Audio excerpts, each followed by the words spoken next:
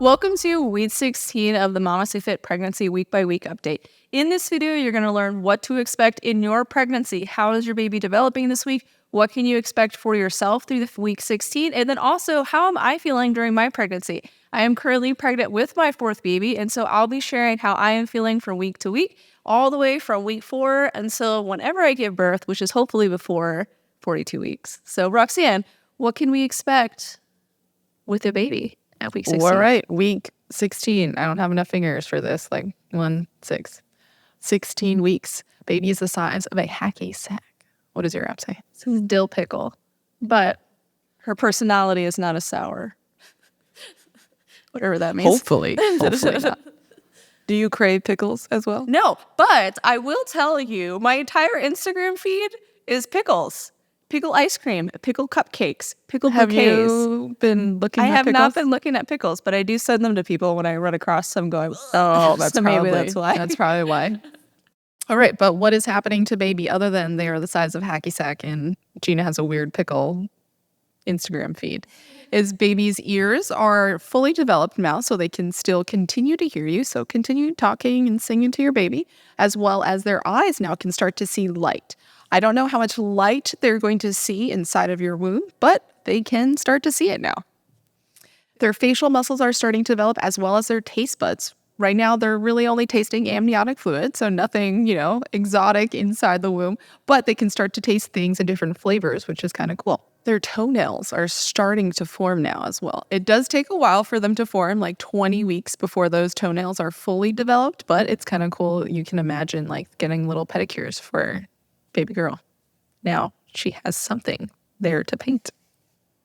The umbilical cord is also fully developed now. So this is one of the reasons why they like to wait later for that anatomy scan, because they want to make sure that umbilical cord has fully formed, and this doesn't happen until about 16 weeks. So the anatomy scans, usually the earliest that they'll offer them is around 18 weeks. One of them being because the umbilical cord doesn't fully develop until about 16 weeks for most of us. They're looking for two things. One, they're looking for 2 arteries and 1 vein. So there's 3 vessels within most cords. So if they look on the ultrasound and then they notice one of those vessels is missing, this just increases the risk of the pregnancy. Around the umbilical cord is something called Wharton's jelly, and this is like a protective measure so that if there is any compression that happens to the umbilical cord, those vessels are protected from those compressions. So if baby wraps himself in the umbilical cord or they get little knots within the umbilical cord, that Wharton's jelly is what's protecting those vessels so that baby can still get oxygen and nutrients through those vessels. If you did get an ultrasound now, you might start to see baby has full limbs and fingers and toes, like a little tiny human in there with limbs and toes and fingers, as well as you might start to notice that they are sucking on their hands. So baby is starting to continue to develop that sucking reflex so that, again, they come out and they know what to do to eat. For you, nothing much has changed since 15 weeks to 16 weeks. You, again, acne. From the lovely hormones of your pregnancy, you might start to notice some acne around now, as well as the congestion that Gina was talking about last week. The congestion is called pregnancy rhinitis. There are some medications that you can take to potentially help it, but really it's just that increase in blood flow causing all of these lovely pregnancy symptoms. You might also notice that your shortness of breath either has gotten worse now or has come back if it went away. And that, again, lovely progesterone. How are you feeling though, Gina? So this week I'm feeling pretty good, about the same as last week, pretty uneventful, nothing significant really going on. Have lots of energy, able to do all my workouts this week, which was pretty exciting. I didn't do the optional conditioning every single day, but I did do my strength workouts every day, which I was really excited for. We had an appointment with our midwife on Saturday. And so we got to listen to baby. She actually measured my belly as well. It's 14 centimeters now, where she's measuring from my pubic bone to the top of my uterus. And because we're planning a home birth, the kids were at the appointment and they're able to help out. So my oldest got to feel where my uterus was and kind of landmarks to understand where it was at. And then they helped her put the goo on the little Doppler to listen to baby. She was very active in there and was kicking the Doppler, which was funny. And I do think I feel flutters sometimes where I'm was that a baby or was that gas? But I'm feeling more confident that was probably a baby. I haven't been able to feel her if I put my hand on my belly or anything yet. But it was so cool to know, like, okay, those flutters are probably a human being growing inside Not just my gas. body. Yeah. But I will say that there is one thing that I have started to experience this week, which was really exciting and makes for a really fun morning, is pregnancy insomnia. Oh, Woke it up at 3 a.m. and then just laid there for like 3 hours before I fall asleep again. But then all my kids wake up and I'm like, did you have this with any of your past pregnancies? usually it's towards the third trimester. So this is like the earliest that I've had it. But things that I know that help with pregnancy insomnia. So I did try to do some meditations. That didn't work for me. I am trying to increase my magnesium like intake. So I've been taking like element, like electrolyte salts because there's magnesium in them.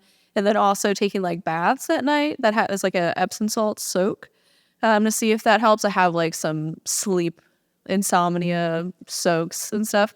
And then Needed has the sleep support that I'm going to start taking at night too, with which I think has more magnesium in it to try to help with my sleep at night.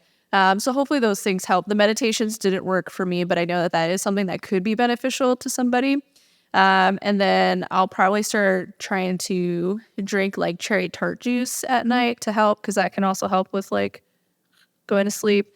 So I'm just going to try all the things. One thing that I found with my insomnia, because I'm going to give you my advice without you asking, is I found eating a snack when I would wake up would help me fall back asleep. Obviously not great for dental health because then you fall asleep with like food in your mouth. But some people will wake up in the middle of the night due to blood sugar. Your blood sugar has dropped, so your body will wake up because it's too low and you need to eat something. And then once I would eat something, then I'd fall asleep. But I also found that whatever time I woke up, that was the time I went into labor. We discussed this in a previous week, but yes, that was the same for me. And so I'd always wake up at like 4 a.m. with my last pregnancy, and 4 a.m. is when my contractions started. So we'll see. 3 a.m. is my current time that I wake I'll up. set my alarm for 3 a.m. Just be ready for 3 a.m. sometime 25 in August, weeks September. from now. But those are the things that I'm doing to try to help with my pregnancy insomnia. And maybe it'll help you as well for those of you that are listening or watching. And yeah, so I'm just going to continue to experiment to see what helps me stay asleep. The biggest thing is my bladder. I have to wake up and pee in the middle of the night, and then I just lay there. So I'm going to try some of the magnesium to see if that helps me fall back asleep, and some of the Needed sleep aid and some cherry tart juice. So overall, I'm feeling pretty good in week 16 of my pregnancy, about halfway through my second trimester. And so it definitely feels like this pregnancy is going very quickly. If you have any tips for pregnancy insomnia, comment them down below to let me know what I should try to get a somewhat restful night of sleep. It's probably just preparation for postpartum, like slowly training myself to be sleep deprived again. So thanks so much for watching this video. Be sure to tune in every week to see how my pregnancy is progressing and what to expect during your pregnancy as well. If you enjoyed this video, be sure to like and subscribe to our channel so you get notified whenever we release new videos. We release one new workout video and educational videos every week.